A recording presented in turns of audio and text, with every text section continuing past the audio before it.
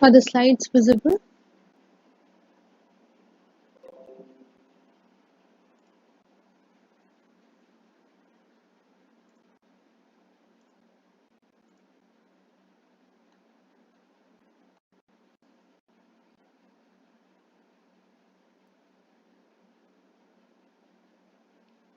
I think we can wait for 5 minutes and then we can start.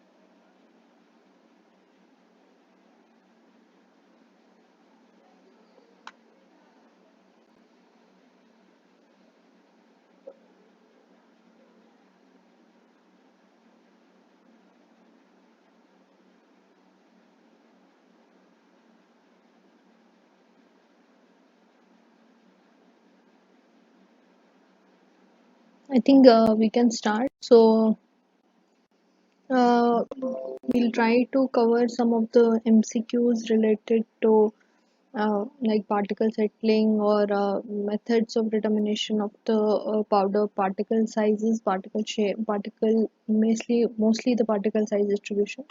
So here we will try to cover some of the numericals also, which will be based on Stokes law. So that will help you to understand the principle or the base physical aspect of the determination of the particle size or settling velocity. So first we'll do some MCQs. So reading out the first question, it says that select a method to measure particles of dimensions of less than 200 nanometers. So which of the methods should be utilized to measure the particles of dimensions that will be less than 200 nanometers, right? Should it be dynamic light scattering, scanning electron microscopy, air classification, light blocking technique? If you can answer also. So we have to choose out of the options here, that is it one and second only, that is dynamic light scattering and scanning electron microscopy. Is it only the scanning electron microscopy, or is it dynamic light scattering, scanning electron microscopy and light blocking technique, or it is all of them? So which is the technique that should be utilized for measuring the particles of less than 200 nanometers?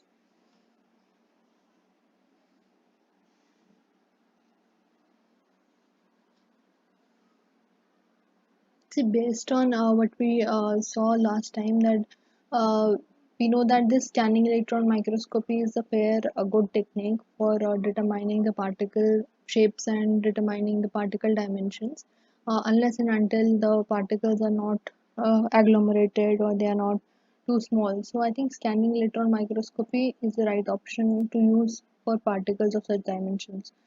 Apart from that, the option A, which is dynamic light scattering, is also a good option to measure the particles of a nanometer level, because it will be measuring the size of the particles based on how the particles will be blocking the light. So, based on 200 nanometer particle is also fairly good enough to be utilized for a dynamic light scattering experiments. So, the option 1 and second are the correct options for this.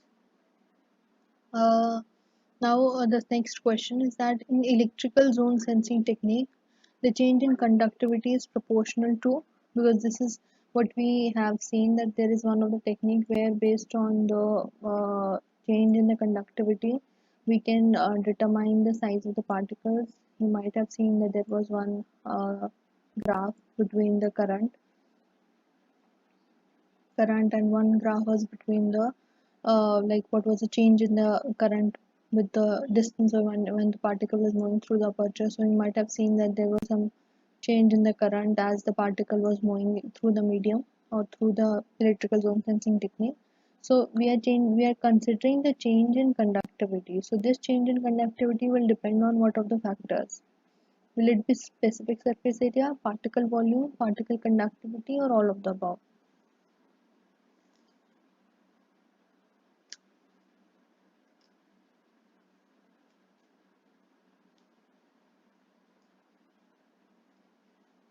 If you can answer the what could be the basis for determination of the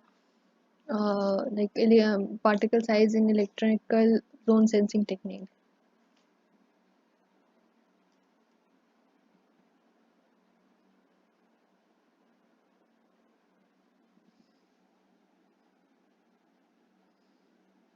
For this, the answer is particle volume. So based on how much volume of the particles are passing through the say aperture, you might have seen there was a instrument where U type instrument and there was some aperture here, and then the movement of the particles through this aperture was calculated. So the volume of the particles will determine the change in the conductivity, and that will be used for determining the particle size distribution. Then we have another question that says that in light blocking technique, the measurement is based on absorption of the light, scattering of the light, transmission of the light, both A and B. So this is another technique for measuring the particle size. This is basically where you have a, say for example, you have a light source, and this light source is passing through your liquid medium, which is having your particles, and these particles try to block the light. As they try to block the light, then we have a detector here, and the change in the intensity will help us to determine the particle sizes. So these particles are actually blocking this light, that is why it is called as light blocking technique. So it is saying that the measurement is based on what? Is it that the light which is impinging on the material is absorbed, or it is scattered, or it is the transmission of the light, or both A and B? You can answer the questions, and then we can see if your answers are right or not, so we can accordingly move forward.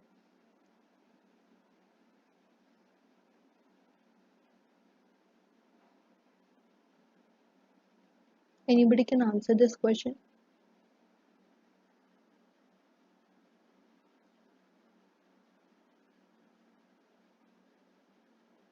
Any guesses? You can also make some guesses if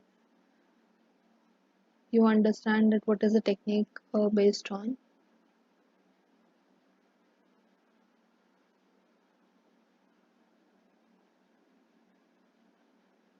So definitely, because this technique is based on a blocking of the light, so it will not be how the light is scattering, because scattering will mean that the light is being scattered in all directions, and then you have to determine the intensity in all directions, but that is not the case.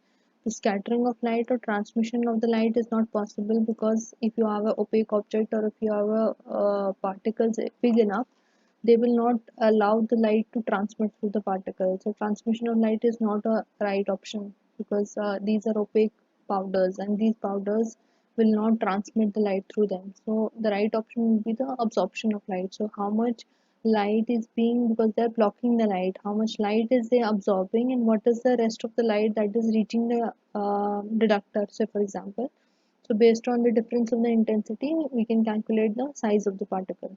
So this is absorption of light. Then we have BET method. This is a surface energy like absorption method, where we try to analyze how much material is a porous. So this is a mostly surface area measurement technique.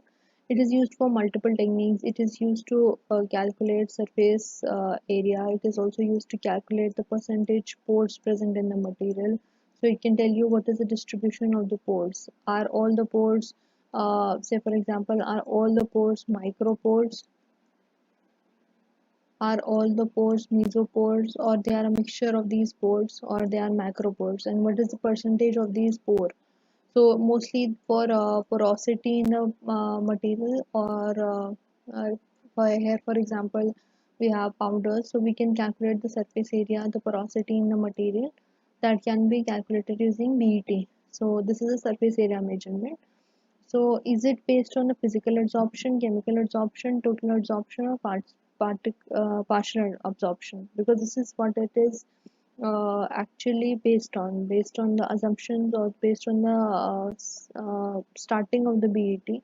You have to see what if the, for example, if your gas, if you are trying to calculate surface area properties of this material, it is having, say for example, multiple powders, and you are trying to calculate the surface area. Basically you are trying to make a nitrogen gas, which is N2 gas, majorly nitrogen gas. You're trying to absorb this nitrogen gas on these particle surfaces, and because once these gases will be absorbed, then you can calculate the difference in your absorption before and after the absorption. So you can calculate how much areas are available for absorption, so that will give you the idea of the surface area measurement. So when you are trying to do this absorptions, we are basically actually taking the physical absorptions, because this nitrogen is not actually reacting with it. It is only participating with the as a adsorbent on the surface, just covering the surfaces. So you can say it is a physical adsorption method.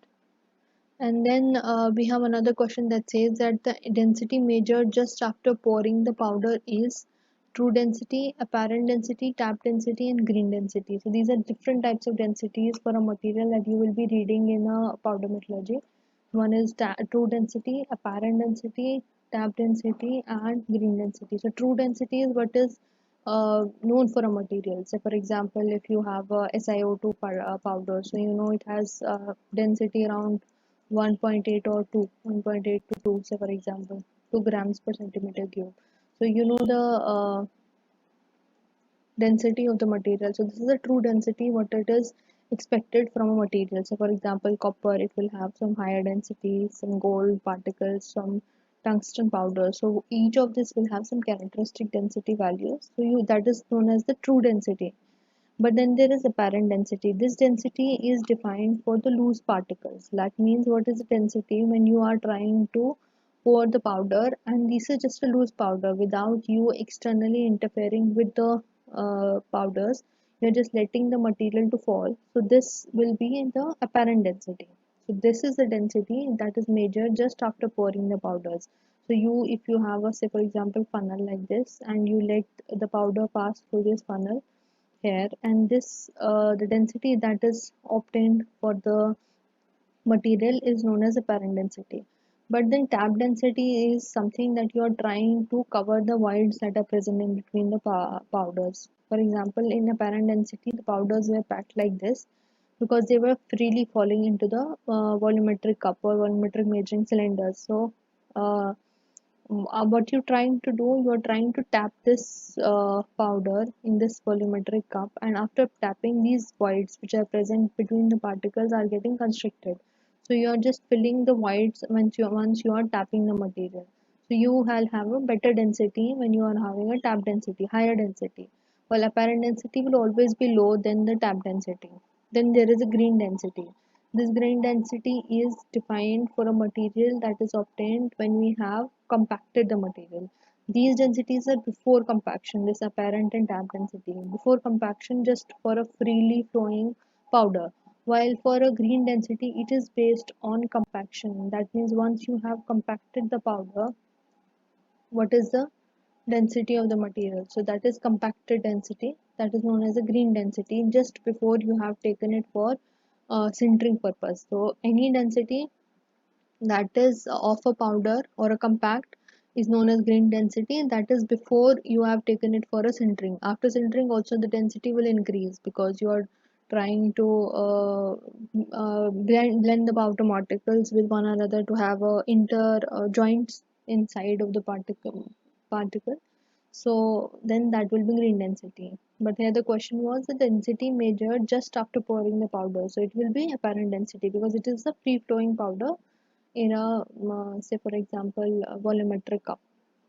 So then we have another question which says that the Langmuir isotherm is type 1 adsorption isotherm, type 2 adsorption isotherm, type 3 adsorption or type 4 adsorption, because you might have covered in the lecture that there are different types of isotherms, that is how these uh, adsorption curves vary with the say for example with your partial pressure, with your different external conditions. So one of the isotherm which is based on the Langmuir isotherm, this is actually for a monolayeric isotherm. That means only one layer of your powder is being covered. So like one layer of your material is being covered by your adsorbed gas or adsorbent. So for a Langmuir isotherm, you might have seen something like this. This curve might have been a Langmuir isotherm. So this is a type 1 type of isotherm. Then there are type 2, type 3. There are some curves which have some steps like this. So this is a type 4 type isotherm. Some isotherms are based where they have some hysteresis like this. So these are type 3 or type 4 type isotherms. So basically Langmuir isotherm is known for a monolayer isotherm. So this is a type 1 type of adsorption isotherm. So this is something that you should know. Now we have some question. Now I want you to do this question and also call out what is your answer. So then I'll also solve it with you. So this is a general question for a Stokes based on the Stokes law, but it will help you to understand how the analysis is done. Basically, where you have seen that one of the method for particle determination of the particle is that you are trying to make particles settle in a fluid. For example, this is a fluid and you are trying to make particles settle in the fluid, and you calculate what is the time for settling. So this time of settling will help you to determine the particle size or particle distribution. This is based on your this sedimentation, the time that is required by a particle to say for example settle in this fluid. So when the particle is at this position, when you are trying to flow it into the fluid, it will have some terminal velocity. This terminal velocity is at under no external forces, and all the forces are balanced inside the liquid. Then a certain velocity, by a certain velocity, this particle will fall through this medium. So this is known as what terminal velocity. The terminal velocity is the velocity at which this particle will freely flow in this fluid medium. So that will help you to determine the velocity, and based on the velocity that you get, you can calculate the time of settling for different particles. So that will help you to estimate your particle sizes or particle distributions. So we'll try to do one question on the Stokes law to understand how this terminal velocity and the other parameters are related. So the question says the terminal velocity of a copper ball of radius 1 mm falling through a tank of oil is 8 centimeter per second. So you are given the terminal velocity. The terminal velocity is given and it is 8 centimeter per second. Now you have to compute the viscosity of the oil. So you have to calculate viscosity, which is represented by eta. If density of the oil is 1.5 into 10 raised power 3, so this is the density of your fluid, because the fluid here is the oil. So this is, you can say this is density of a fluid, right? And then we have a density of copper, because this is a material that is falling through this sedimentation tank. So you can say this is the density of your material or density of your solids, right? So you have to calculate the viscosity, like you have to calculate viscosity, right? So you will use the Stokes law formula. This is your Stokes law. This Stokes law says that the terminal velocity is dependent on acceleration due to gravity, the particle diameter, the particle which is flowing, this particle which has some velocity vt. So this particle we are talking about. So this particle with diameter d square is flowing through the medium, and there is some density, and the eta is the uh, viscosity of the oil. So you have to calculate this from using this equation. So you have to just plug in the values. You can take 5 minutes to solve it, and I'll also solve it with you, and then we can see what is the answer for this.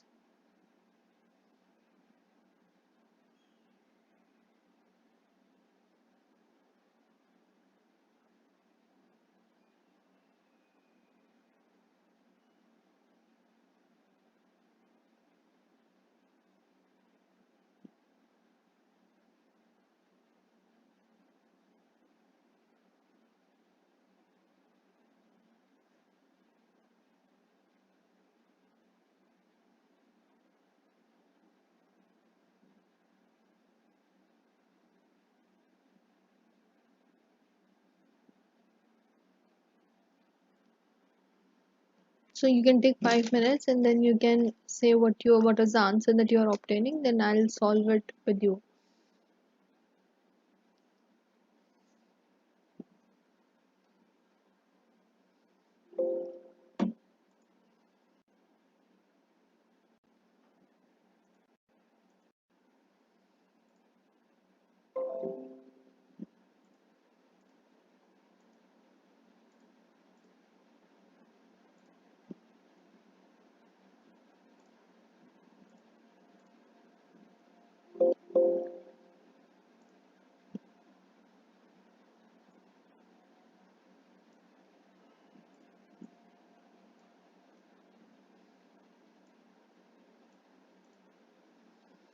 So we have to find eta. So that will be equal to.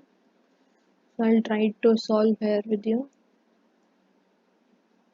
So this will be equal to the differences in the densities, the difference in the density of the solid and the fluid, gd square, and then we can write, you will have something like this.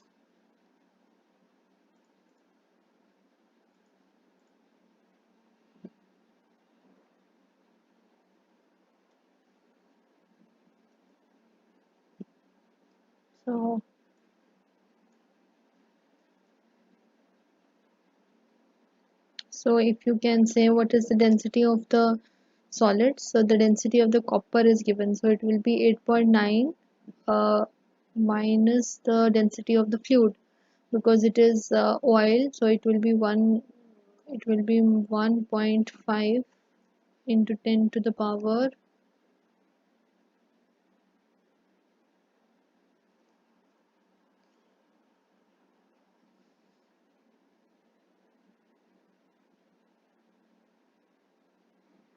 So I think this will be 8.9 minus 1.5 into 10 to the power.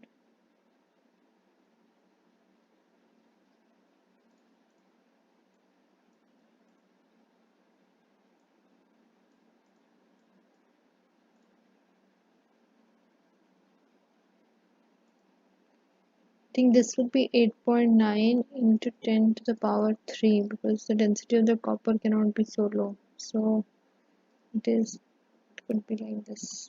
So this is 8.9 into multiplied with the 10 to the power 3 minus the density of the oil.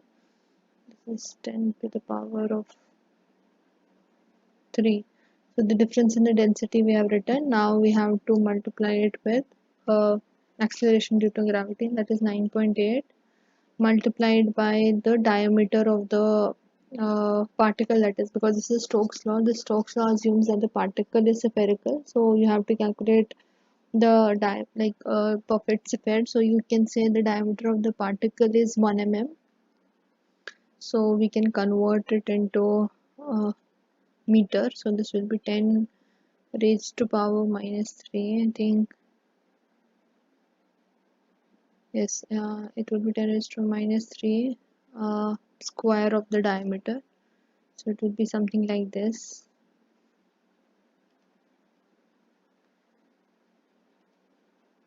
And then you have to divide it by 18 multiplied by the velocity. So it is 8. So if we convert it into meters, so it would be 10 raised to minus 2, I think. 10 raised to minus 2, right? So now you can tell me what is the answer. If somebody has solved it, please let me know the answer.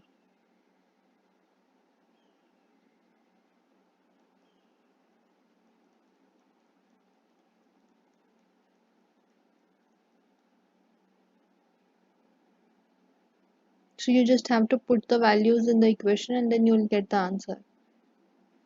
Anybody has calculated it?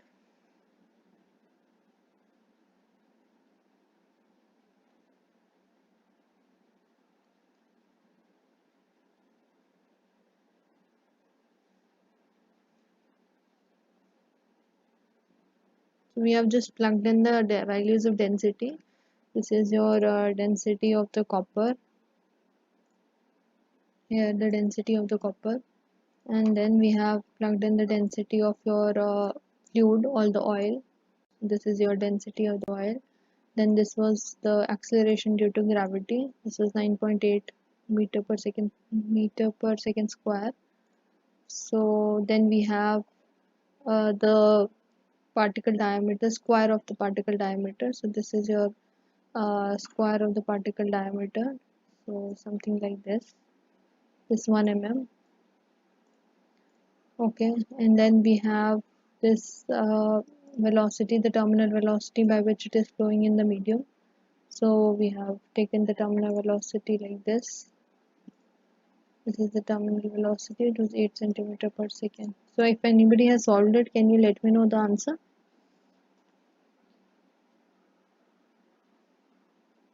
The answer will be in kg, I think. The all units are in standard units, so kg per meter second, something like this. So you have to tell me the viscosity of the oil.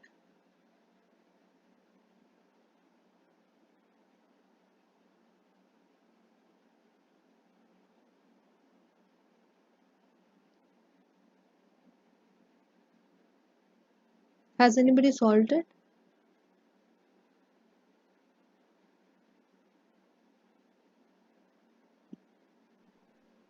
Ma'am, that diameter, it is R should be D, I think, 1 to 2. Okay, so It you is okay, you want to say that the radius is 1 D, mm. D, Okay, so you can go, diameter you can take it as 1 mm. 0.5, right? Right. Yes, yes. So can you tell me the answer? Yeah, yeah.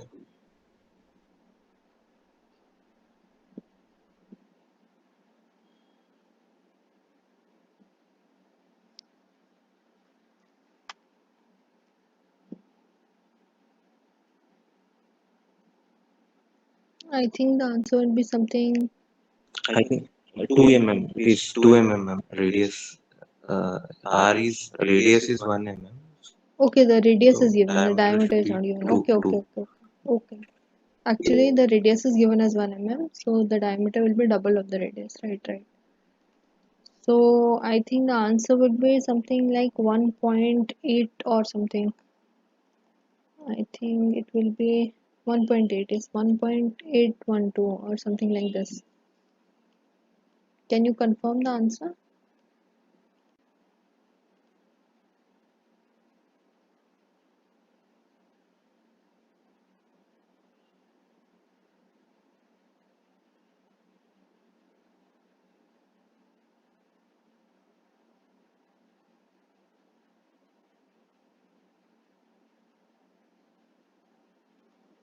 If you have got the answer, then we can move to the next question. So please let me know if you have obtained any answer, then we can move to the next question.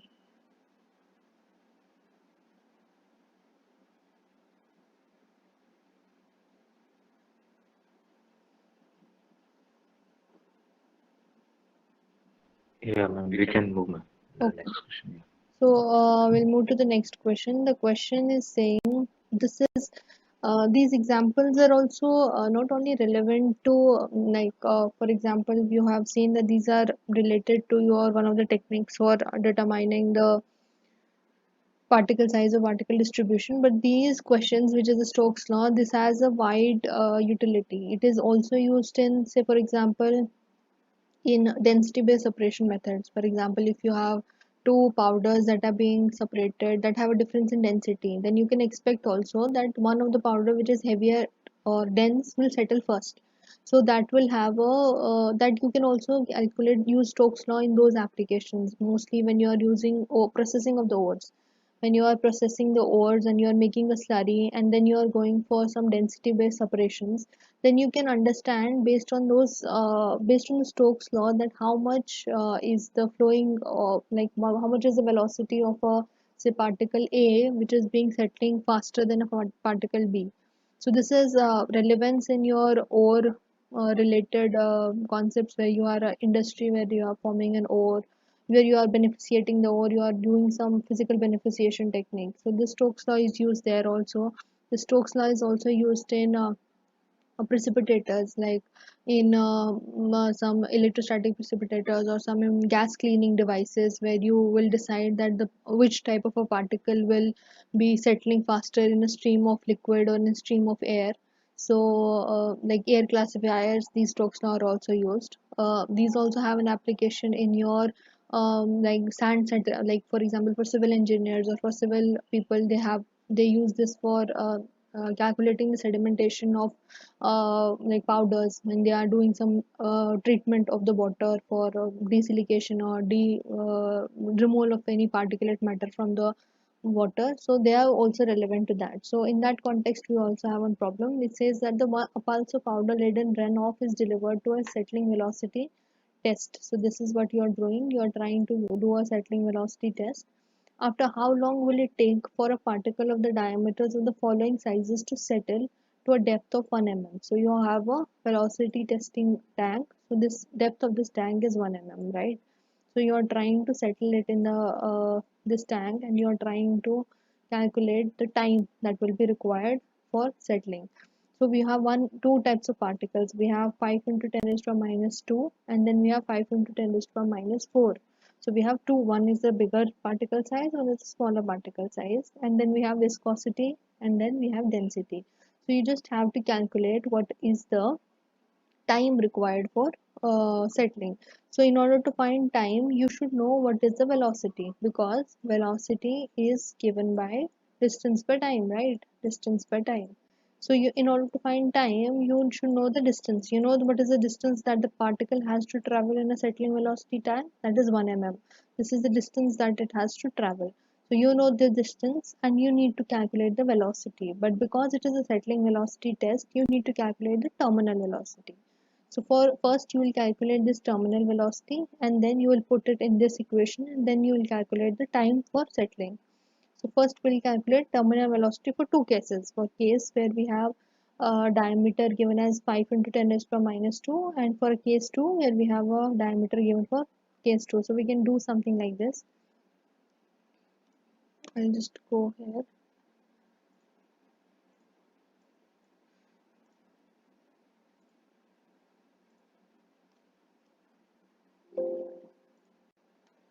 So we can do something like this. First we will try to calculate it for this case, right? So what is the terminal velocity? We know terminal velocity is equal to g multiplied by the diameter square, and the density density say of solids minus density of fluid, and then we have uh, divided by the 18 into the viscosity. This is your formula. So you just have to use the formula. Now you can tell me what is the terminal velocity for case 1. So we'll write it as V1. So that will be 9.8 multiplied by your diameter of the particle. So what is the diameter of the particle? That is 5.0 multiplied by 10 to the power minus 2, the square of this, okay, the square of your diameter, and then we will have the difference in your density. So what is the density of your solid? That is 2650, that is given, but there is not given what is the density of the fluid. So this is mostly when you are not given the density of the fluid will be the density of your water. So what is the density of the water, anybody? Because the density of the fluid here will be the water.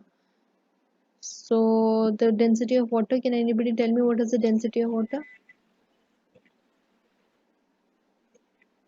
1000, I guess. 1000 Yes, because we are talking about kg per meter cube, so we will kg get per meter. the 1000. Otherwise, it's 1 grams per centimeter cube Yeah. or something.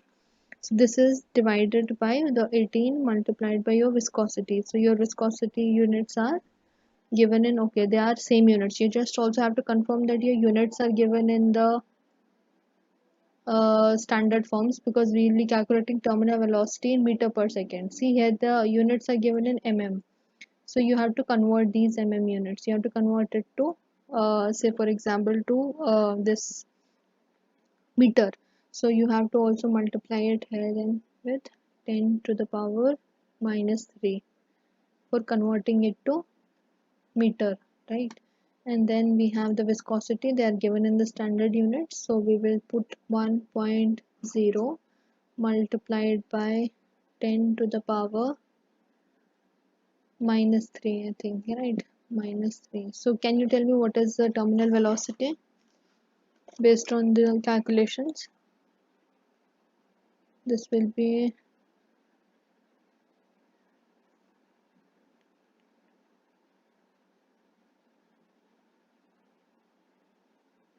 can anybody calculate?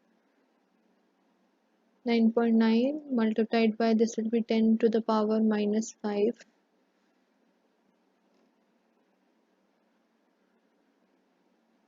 and then the square of this, because here they have a square of the diameter, so this will be something like this, and then we have 1650.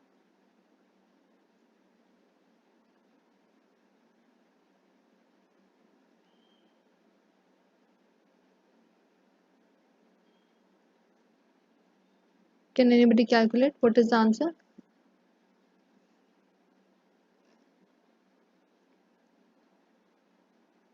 This is V1, remember.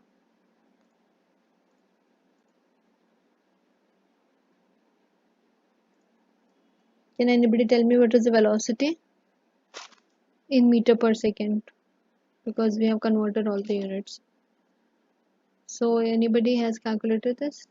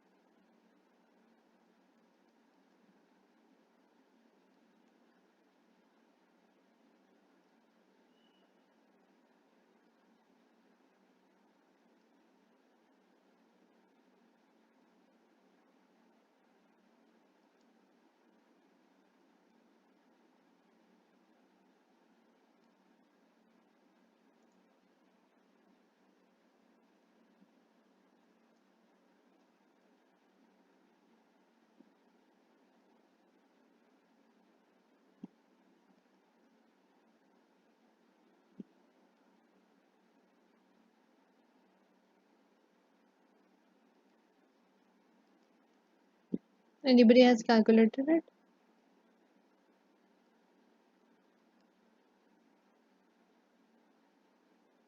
Okay, so it is something like this, 2.24 multiplied by 10 to the power minus 3.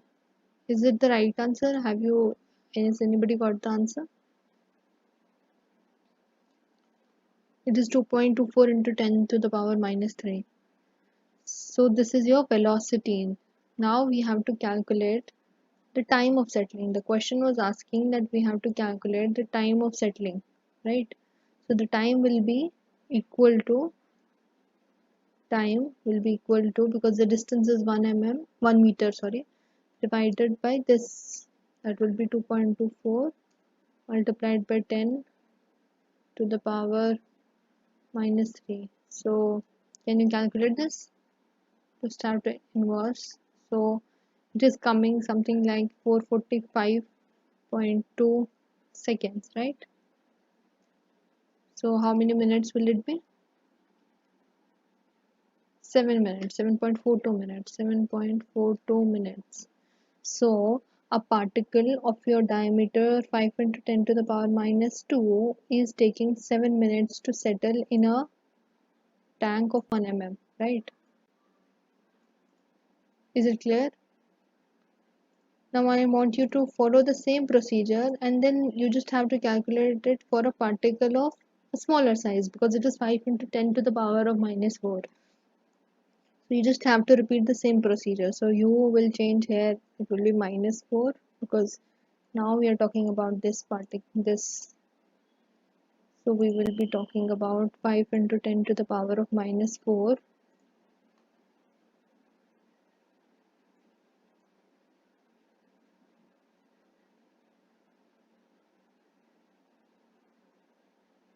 This will be minus 7. And then you have to calculate what will be the speed, velocity, and what will be the time. This will change. Can anybody tell me the time for this case, for case second? Now we are talking about case second. We are talking about terminal velocity for case second where the particle is much smaller. So you have something like this. You have to calculate it. So it will be, anybody?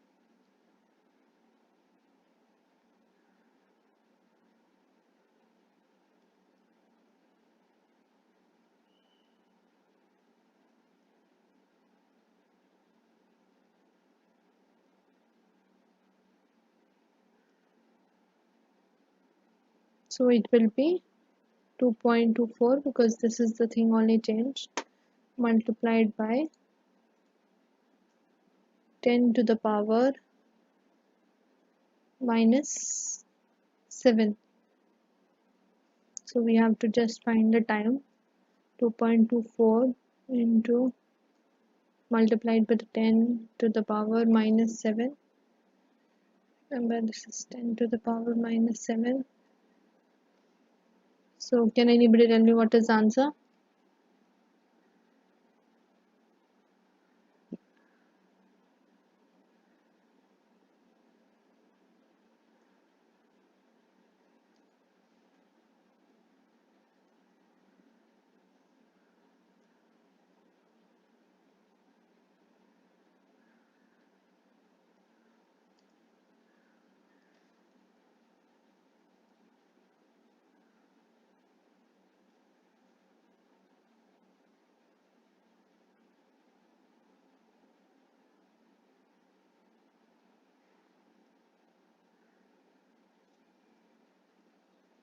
So this is your answer.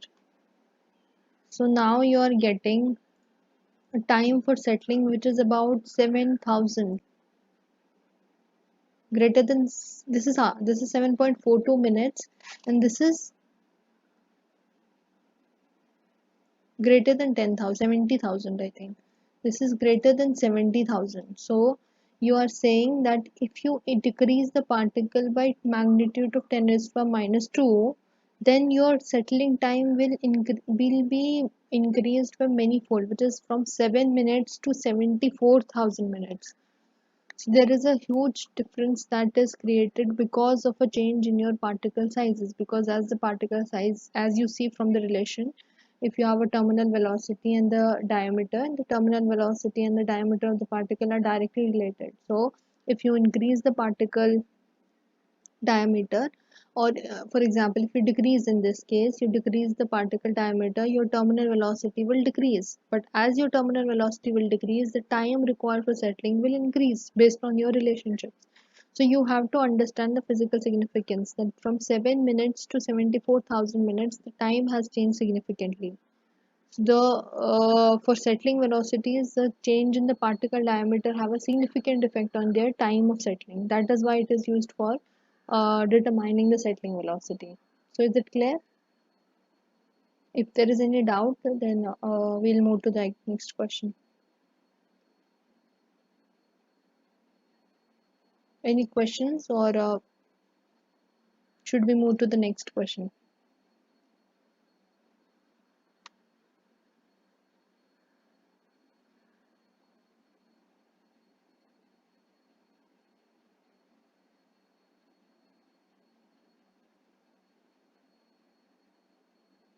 Should we move to the next question, or if there is any doubt in this question?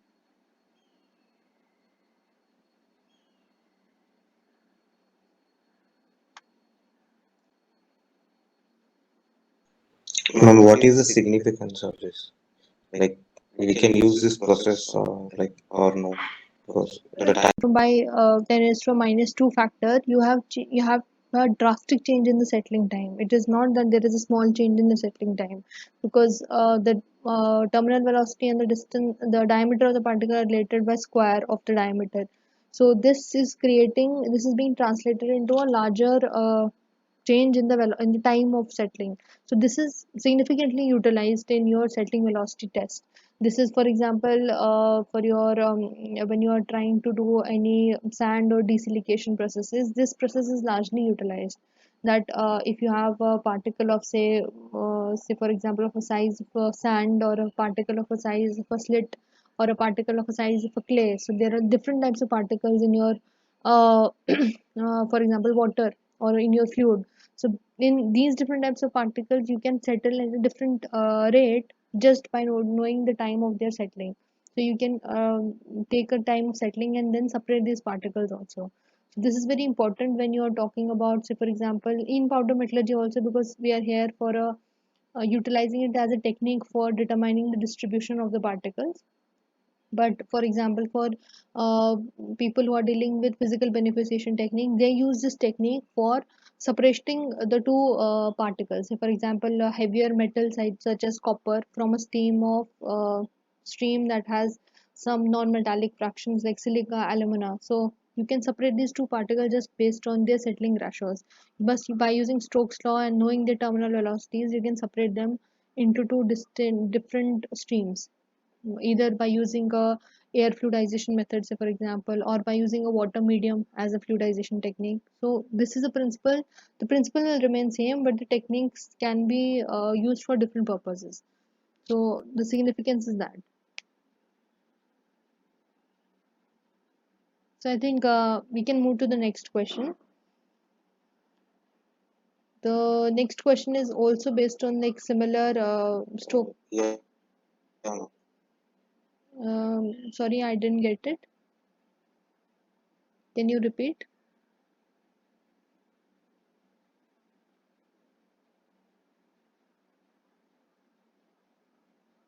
Mm, No, yeah, we can move, okay, but okay, only okay, thing okay. is like, if micron size particles, nano size particles, then this technique is not that. Yeah, that is not useful Am I right, ma'am? because Means yes, in powder then metallurgy, you where I'm cannot dealing with very yes, like less than 50 micron yes, particles yes. and all. Then you cannot separate them based on their density or based on their settling ratio. They cannot be separated, right? If you mostly such techniques we work on like powders. We work on separation or density based separation, which I was talking about, like such as copper from alumina, silica, so physical beneficiation techniques. But we have seen that when it is going to a less than 100 micron size, the particles do not behave the same way. They do not behave, they respond to the separation techniques. There are highly inefficient processes once if you move to smaller sizes. So yes, for very micron, like less than 100 micron, you cannot expect them to, even less than 200 micron, you cannot expect them to work efficiently. This technique cannot be utilized. So I think we have a next question that is also based on same Stokes law, but just a slight difference in how we will approach the problem. So we have a metallic ball of diameter 2 mm and a density is dropped in a fluid of specific gravity of 0.9 and viscosity 15 poise. So determine the drag force exerted on the ball and the terminal velocity of the ball. So basically what we have here, we have a diameter of the particle which is being falling through a medium of a fluid. It is falling in a fluid which is of having a specific gravity 0.95. Whenever we are talking about specific gravity, it is always in context to some other, say for example, other like standard. In specific gravity, we are talking about standard of water. So this is the specific gravity means the density of your liquid in context with the density of the water. So whenever you see a specific mass, specific gravity, specific term being used, it is always in context with some other term. So it will be in related to that. Here we are talking about in related to the specific gravity means the density of your fluid in relation to the density of your say for example water. So this is having a fluid specific density of 0.95, just to not to be unclear. So this is 0.95 specific gravity and we have a viscosity of 15 poise. So poise is also the unit for viscosity. So it is 15 poise.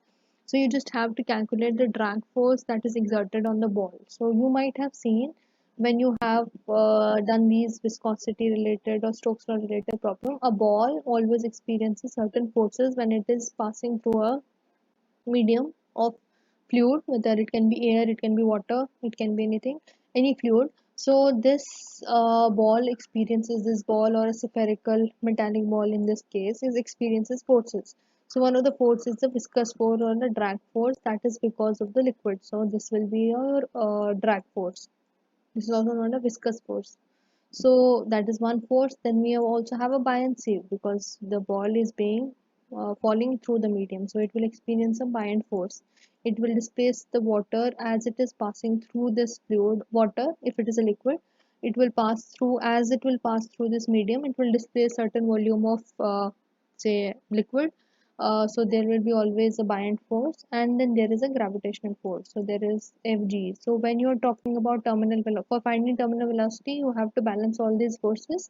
So this ball will be freely flowing in a medium and then you can calculate the terminal velocity. So but in this case, we are asked first to find the drag force that is exerted on the ball. So this drag force is this. So first, if you do a force balance, so what you will do force balance, you will say the force, if they are balanced, the gravitational force, which is Fg, will be equal to the force that is exerted by your buoyancy and the force that is exerted by your drag by as it is falling through the medium. So this is the relationship. So based on this relationship, you can calculate the force of drag. So the force of drag will be the force that is acting on your in the gravity minus the force that is acting because of the buoyancy, and then you can find the drag force. Simple, right? Now, how will you find this gravitational force first? This gravitational force will be mass into mg, mass into acceleration due to gravity, right? So this mass is the mass of this ball, but in the question there is nowhere mentioned the mass of the ball. So how will we find the mass of the ball? By using the relationship which says that density is equal to mass per unit volume. So the mass will be density into volume, right? We know the density of the ball, right? The density of the ball is given, that is 1200 kg per meter cube. So you can find the density, that is 12,000, and the volume. But what is the volume of the ball? Because it is a Stokes law, it assumes that the ball is flowing in the medium or by assuming the particle in the form of a sphere. So it will have some volume. The volume will be given by 4 by 3 4 by 3 pi r cube, because that is the volume, right? Or you can write as pi d cube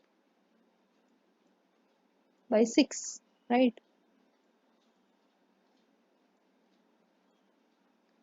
12,000 multiplied by pi d cube. So can you find m here? I just want you to find the m into g, which is mass into acceleration, which is the gravitational force, Fg. First you find the force, what is Fg. Then we will find the buoyancy force also.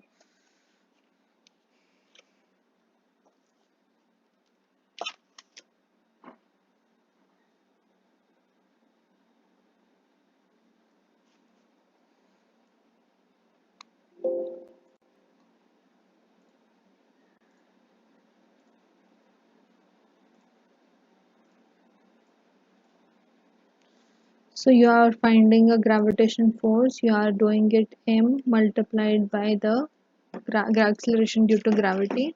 So based on the mass, okay.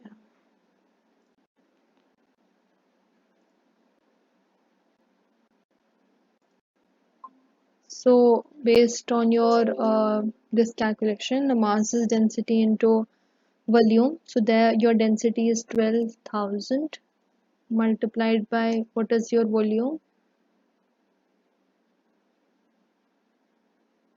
by d cube. What is your diameter of the particle? That is 2 mm. So that will be 2 multiplied by your 10 raised to power minus 3, because we are converting it into meters. And then because this is cube, so this will be raised to power this, right? And then we can divide it by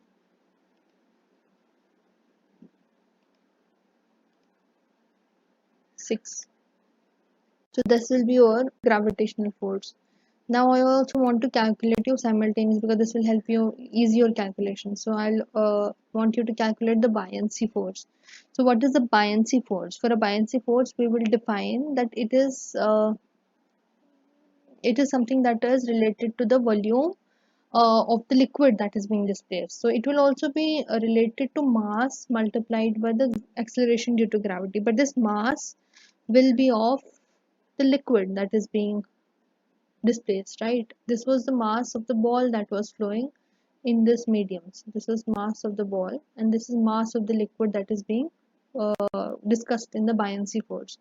So based on that, we can do again the same thing. We can calculate the mass based on our density. So what was the density of the liquid? Because this is a okay, we have given a fluid with a specific density. So first we'll have to calculate the densities, right? So how will you calculate the density for a fluid? Because it is given that the specific gravity is equal to 0.95. That means it is equal to the density of your fluid, because I told you to it is relative to your density of your liquid, that is water, density of water.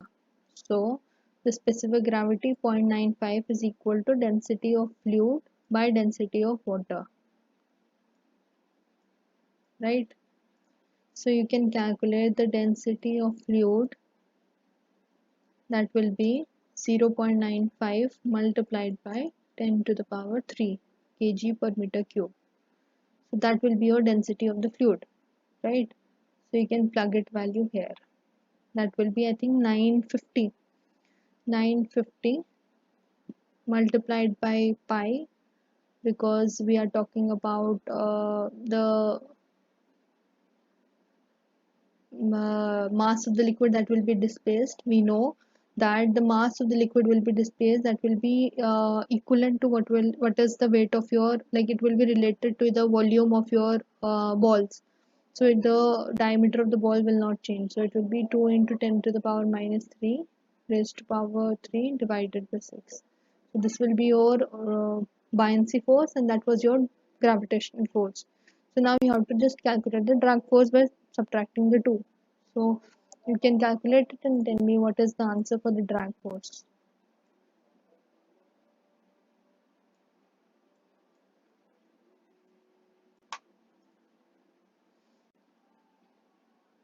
You can take 5 minutes to calculate, and then you can tell me the answer.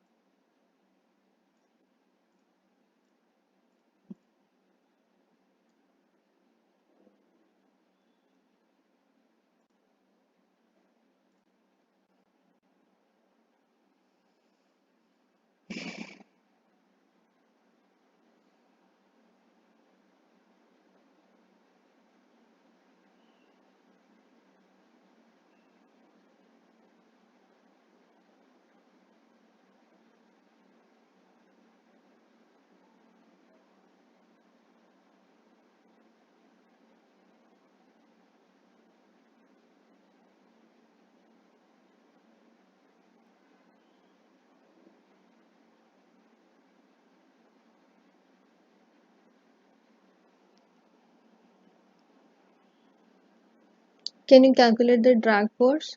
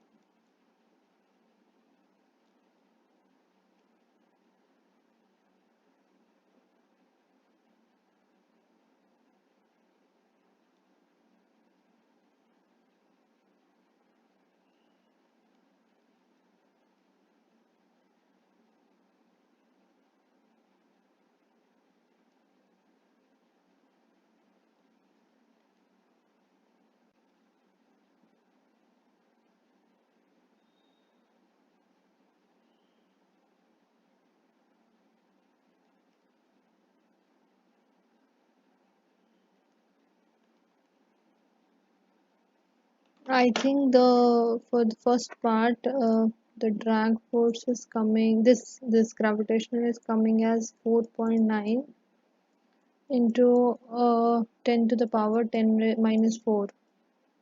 So because this is the gravitation, then you have to find the buoyant force. So that will be equal to,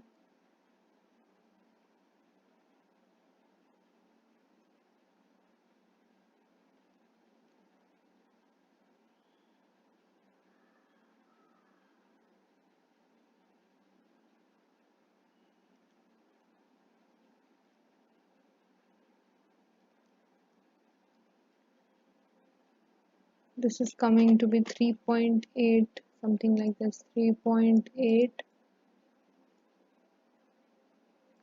multiplied by 10 to the power minus 5. So you just have to subtract the 2. So you have,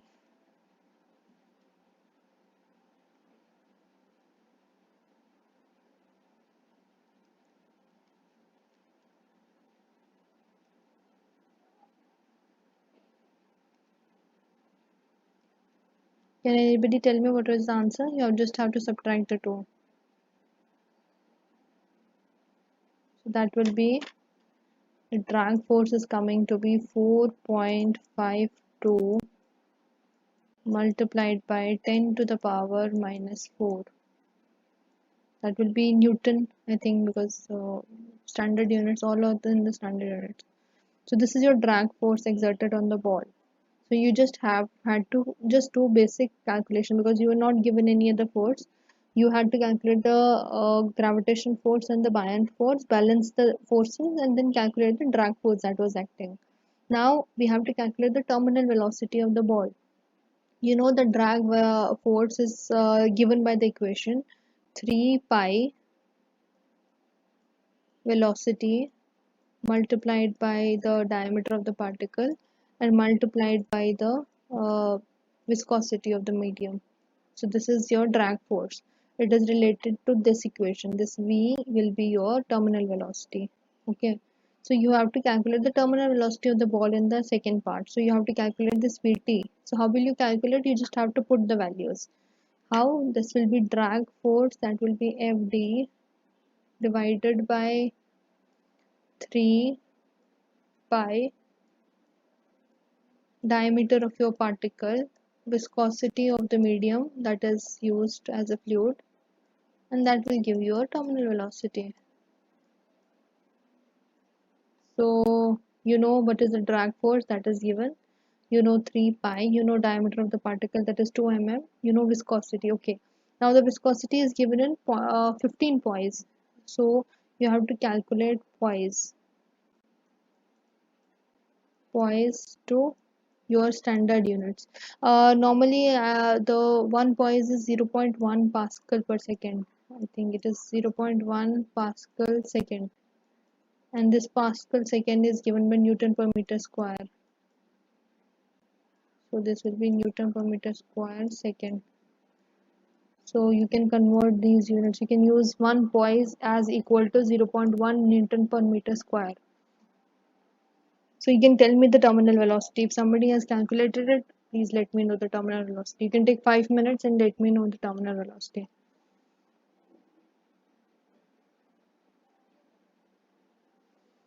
So you have to, only thing you have to do is that you have to plug in your values in this equation, which is on the drag uh, force. So based on that, you know the poise value, which is 1 poise is equal to 0.1 Newton per meter square. You just have to convert the 15 poise to 0.1, multiplying it by 0.1, so you'll have 1.5 Newton per meter square. So please let me know the answer once you are done.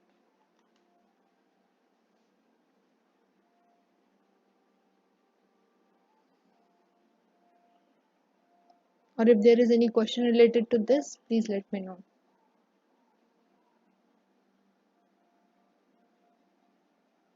Any question or any doubt with this question relating to this question?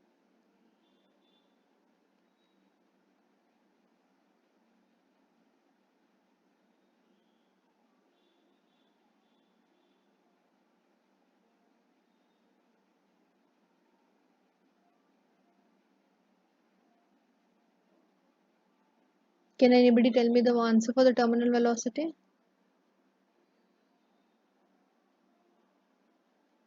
It will be 4.52 multiplied by 10 to the power minus 4 divided by 3 divided by pi divided by the diameter of your particle. The diameter of your particle is 2 into 10 to the power minus 3, because we'll convert it to meter. So, and then we divide it by 0.1 Newton per meter square. So the terminal velocity will be 0.2 meter per second square or something like that.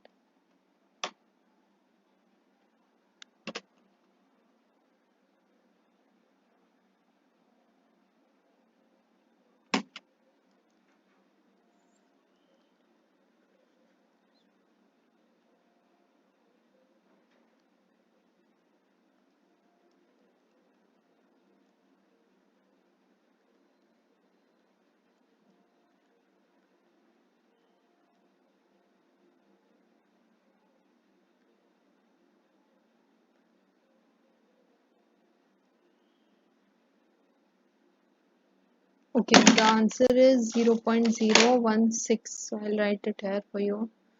The answer for the terminal velocity is 0.01516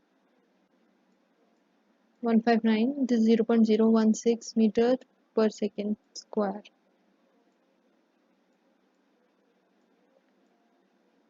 Any doubt, any question relating to this?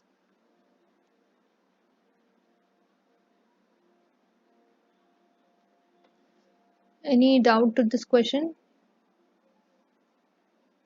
Then we can move to the next question if you don't have any doubt.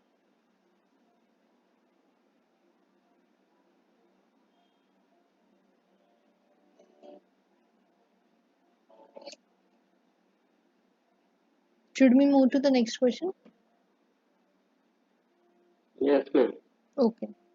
So this is the question that I want you to do. So I want answer from you for this question, because we have done now sufficient questions related to how directly you can use a Stokes law, how there will be difference in the like values of the units of your like given in the values, how there will be difference in how you will approach the problem, whether you have to balance the forces and then find the drag force, and then from the drag force you can find the terminal velocity, how you can find the time required for settling. So this is just a very simple question, so I want you to answer this. So we are saying that we have two very small silica particles are settling at a respective terminal velocities through a highly viscous oil column. If one particle is twice as large as other, the larger particle will take dash the time taken by the smallest particle to fall through the same height. So you're just trying to compare two particles. You are having a two silica particle. This is one particle So this is another particle. So you're just having two particles of different diameters. You have to see what it is saying, that if one particle is twice as large the other. So you can say this is a particle 1, you can say this is D1, you can say this is D2, right? This is having a particle of diameter D1, diameter of D2. So the one particle is twice as large. So we can say that D1, say for example, is 2 times the diameter of D2. Simple, right? The larger particle will take dash time taken by the smallest particle to fall through the same height. So you need to tell me the relation between what is T1 and T2, how T1 and T2 are related. So first, because you know there is a relationship between the diameters and the settling velocity, because this is a problem related to settling. So you know the settling velocity problem. You know that the terminal velocity, say for example for case 1 and for case 2, V1 by V2, these are terminal velocities. They are related to their diameters by, directly related, but square of the diameters. So D1 square by D2 square. We know D1 is 2 times the D2, right? And square of it. And we know this is D2 square. So then we have 4. That means V1 is equal to 4 times the V2. So you know the relationship between the settling velocity. This particle 1, which is bigger, will have a velocity 4 times the velocity of your second particle, right? So this is V1. This is having a settling velocity 4 times, that is 4 times then the settling velocity of this particle. Now you can tell me the relationship between their time. So you just have to use the basic formula. Velocity is given by distance by time. So now tell me what is the relationship between the times. Take 2 minutes and you can tell me. The larger particle will take dash the time taken by the smaller particle. How much time will the smaller particle take? You just have to plug in the values. Now you have to find the relationship between T1 and T2. So T1 by T2 will be equal to V2 by V1. So you just have to plug in this value here. This will be V2 divided by 4 times V1. Sorry, V2. This will be 1 by 4. So can you tell me the larger particle will take dash the time taken by the smallest particle? What is the time based on this?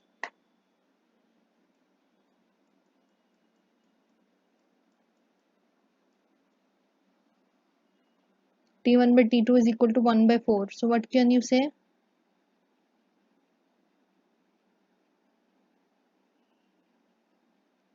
This is a simple problem. So you can tell me what is the answer for this. The larger particle will take dash the time taken by the smallest particle. Remember the larger particle is the 1, case 1, T1.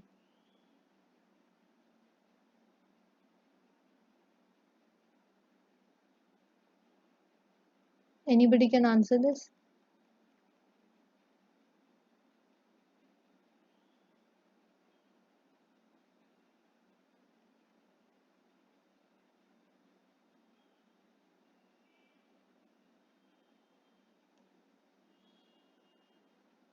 Is the question clear, or should I repeat the question?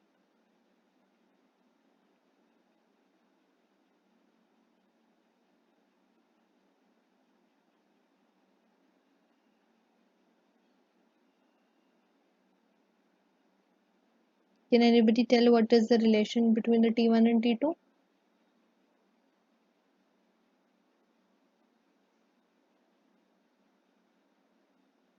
Yes, ma'am. Yes, what will be the statement in the blank? You will say the larger particle will take dash the time. What should be written here in the blank?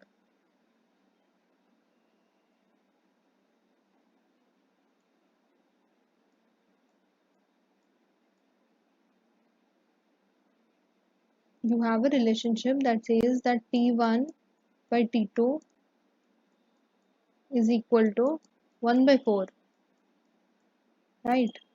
That means T1 is T2 is equal to T2 by 4. That means the time that is required for a particle of larger diameter, because I have kept this as a larger diameter, right? So this is a particle of a larger diameter having a settling time, requiring a settling time for T1. It will be 1 by 4 times the settling time required for the particle 2. So this will be 1 by 4.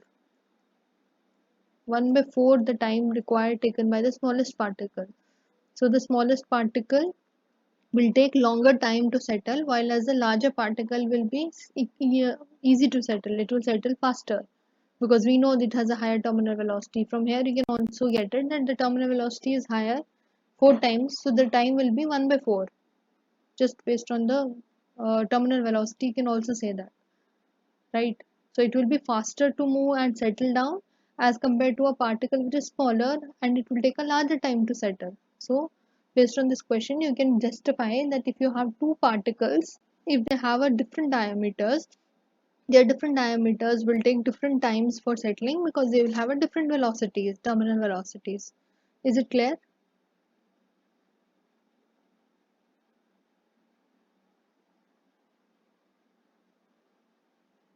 Is it clear? Then we can move to the next question. This is the question that is based on that's what I was saying, that we can also use for difference in the densities, right? Difference in your densities can also be utilized for different settling in a classifiers, whether it is a water classifier, air classifier, fluidization beds. Then in those problems also we can utilize these Stokes law. So we have a problem which says, first let me do, so we have a problem that says, so we have a problem that says in a mixture of quartz and galena. So you know what is quartz and galena? Quartz is a silica, simply SiO2. So you know it is an impurity whenever you're talking about ores. In ores, quartz is an impurity. From when you go for mining or metallurgy, you will know that these ores are associated with certain gang materials, and those gang materials are the impurities.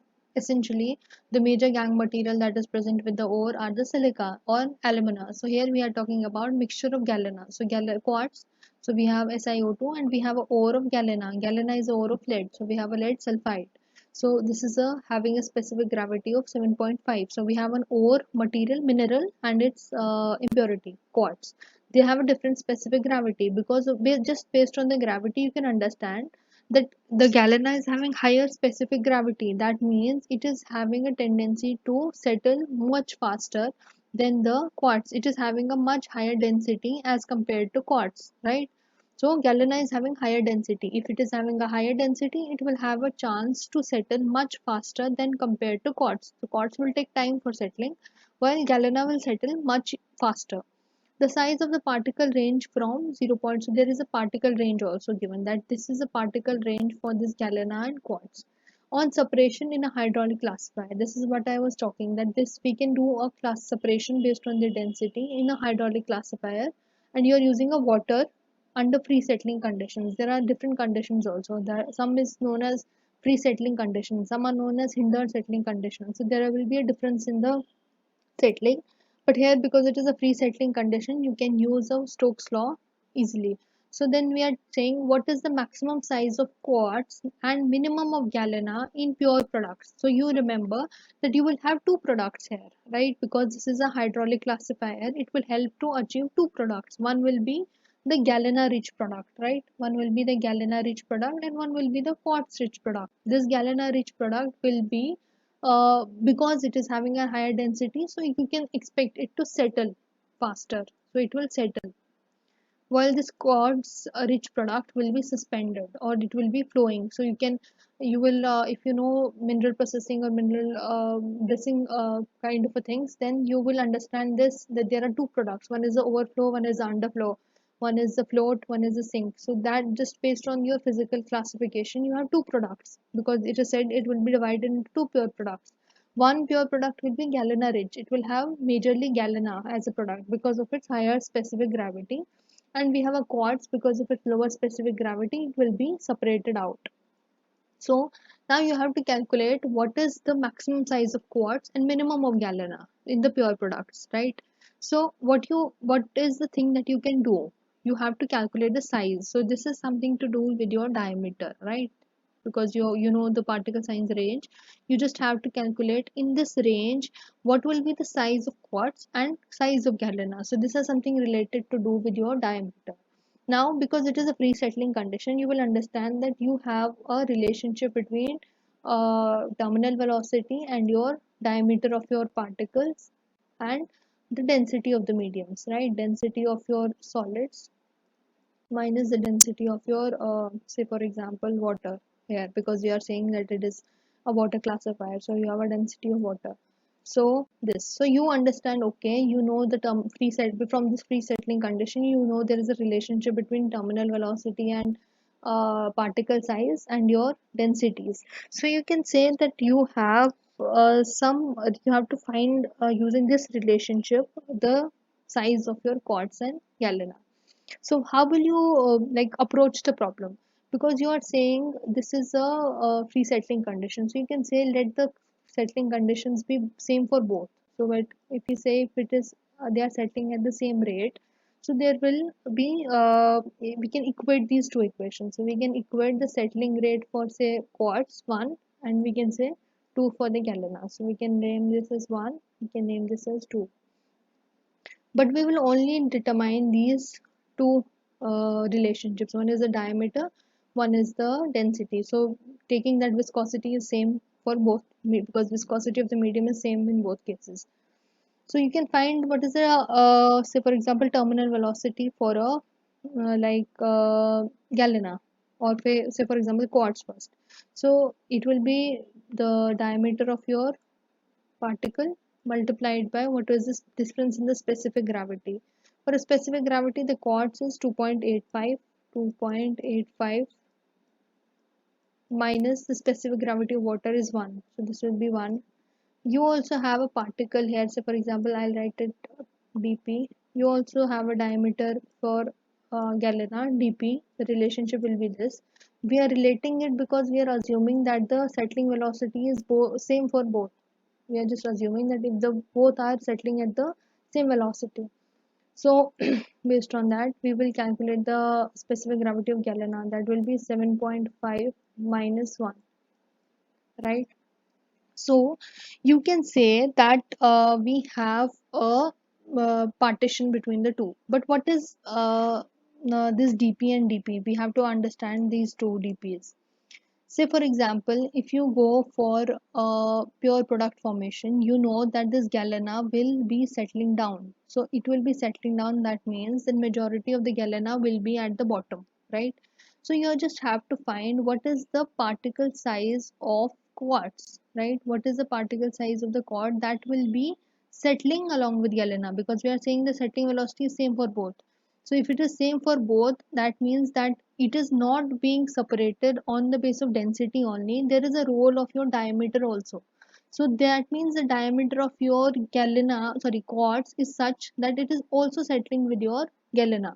Otherwise, it should not have, because based on density, they should have been separated individually. But because there is a diameter, certain diameter of this quartz that is enforcing it to have a velocity equivalent to that, terminal velocity equivalent to that of galena. So you just have to find this dp. So this is obviously also, this is a square because this is a diameter square, this is diameter square, this is diameter square. So you have to find what is the diameter of the particle that is coming down along with galena, the diameter of a quartz that is coming along with the galena. This will be the maximum size of a quartz that is coming with galena. Otherwise, it should have separated out. So, in order to achieve the same terminal velocity, because it does not have a same density, so it should have floated. But there is something that has created it to settle down. That would be because it would have a higher diameter. Because the terminal velocity will is a factor of diameter and density. The density is not favoring quartz to settle down, but the diameter is favoring the quartz to settle down. So it should have some diameter that is will be large. That is why it is saying the maximum size of the quartz. That maximum size of the quartz is something that has settled down with the galena. So, assuming that we will have a maximum this particle range of Galen as 0.002, so you can write the particle right here 0.0002 square. This is a particle diameter for the galena, and that is 7.5 minus 1, and then you can calculate this dp. Can you tell me what is the particle diameter of quartz that has settled with galena? The maximum size of the quartz.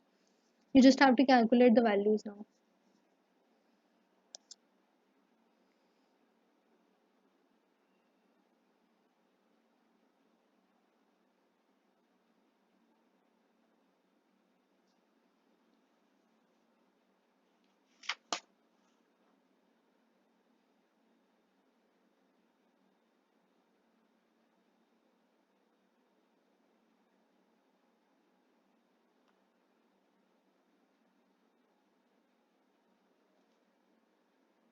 Can you calculate the particle size? I'll just do it here.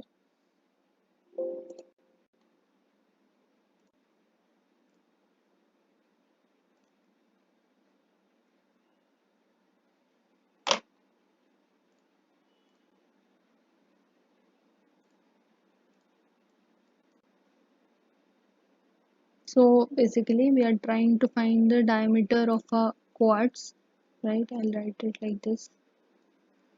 Diameter of a quartz. What is the diameter of the quartz particle that has settled down with the galena particle? So this will be 0.0002. Why we have taken the largest? Because we are given a particle range. The particle range was given from 0.0002 to 0.001. So we have assumed like let the particle be of the smallest size for the galena.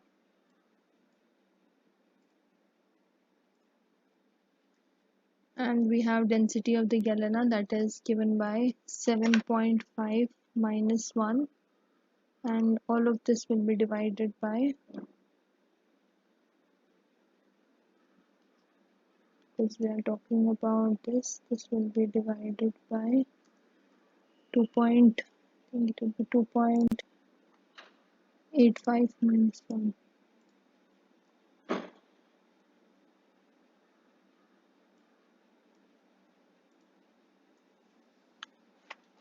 So the answer would be 0.000374 centimeter.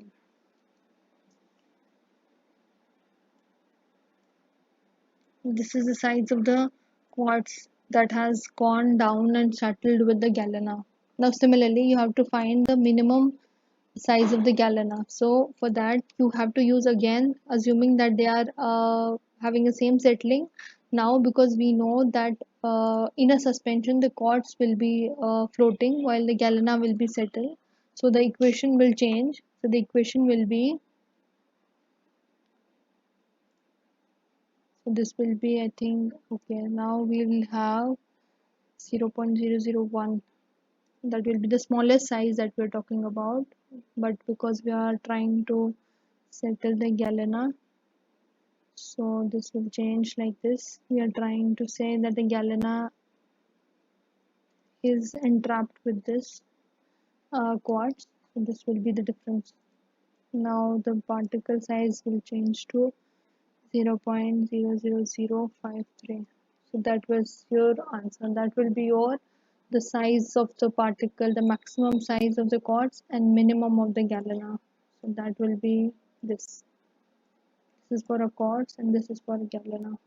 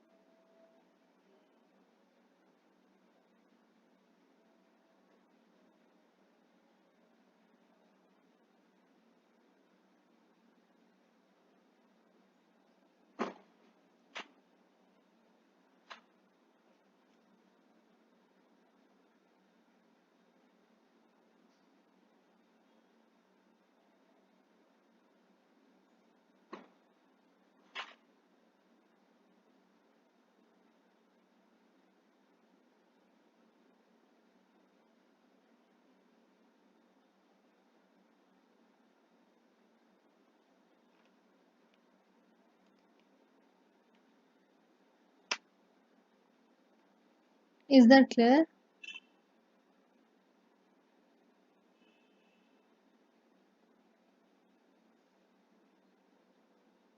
If there is any question, you can ask.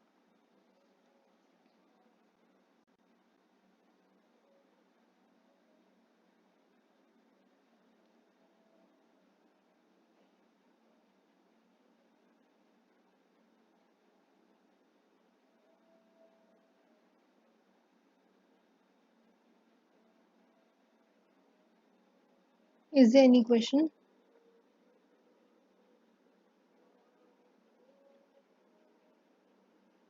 I think that is all for today. If there is not any question.